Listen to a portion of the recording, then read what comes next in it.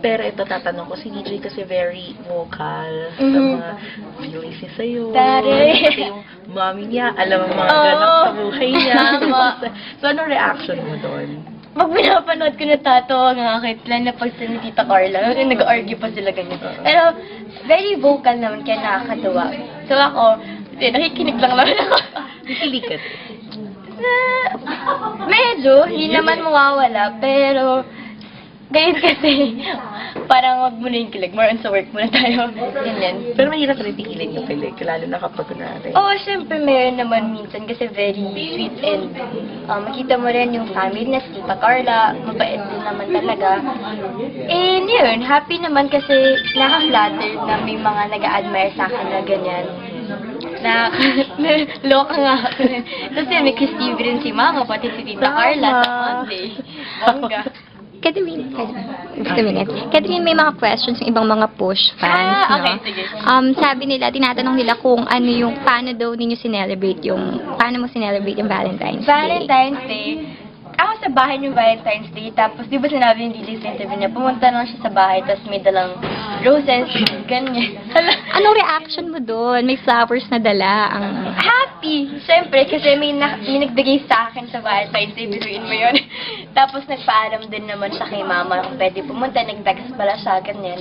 And okay naman kasi nagpapaalam din. Kamusta ang mommy mo kay DJ? Okay na sila, barkada yun sila. Ayos din. Kasi pag sa taping, syempre kasama ko si mama. And then, makikita mo, nakapag-bond din sila ng mga cast, sila DJ. Yun, kinakausap din nila si mama. Parang part na din ng barkada namin si mama. Ganyan. Very close talaga. Oo, very close. At saka, ano siya, nagpapaalam.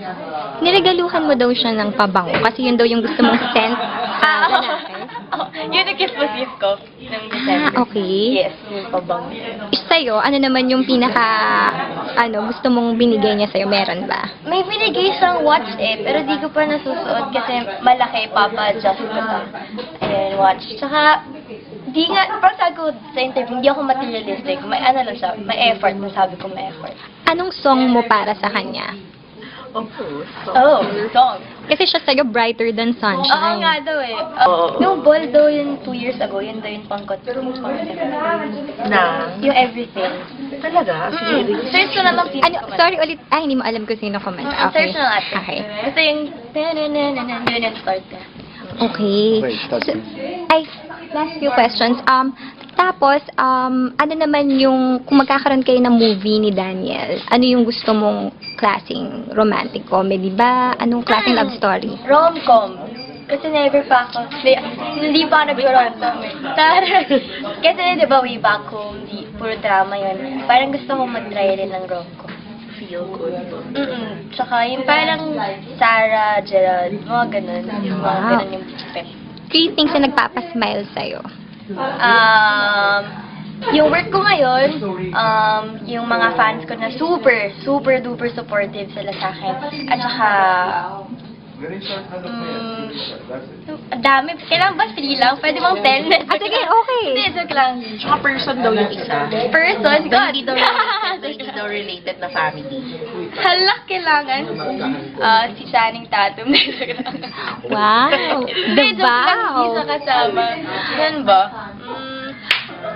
Accepted daw ang family. Tempted. Aso. FYI. Tao daw. Tao. Wala pa ngayon eh. Update ko kayo kung may nagpapasmile na. Pero grabe, pareho kayo ni Daniel. At Davao din ang gusto niyang movie if ever magkakaroon. Oo, Yun daw ang naitaw peg nga sa niya. Twitter, sabi na bow daw.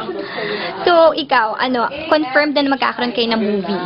Oo nga, sa signing ng contract daw. Excited ako. Tapos, I'm sure yung mga tao excited din sila sa movie na yun. So, abangan niyo sana. Ayun, message na lang to all your fans. Na online fans, na grabe talaga inaabangan lagi ang mga Katniel Tama, updates. sa lahat ng mga fans, yung mga Casniel, Gatkin, or Castril, sa support sa akin, kahit sinong ka-love team ko, maraming salamat. And you're always in my heart. I mean, yung princess, the princess and I. The princess and I. Malapit na this, 2012, sa Primetime Bida. So, abangan yan.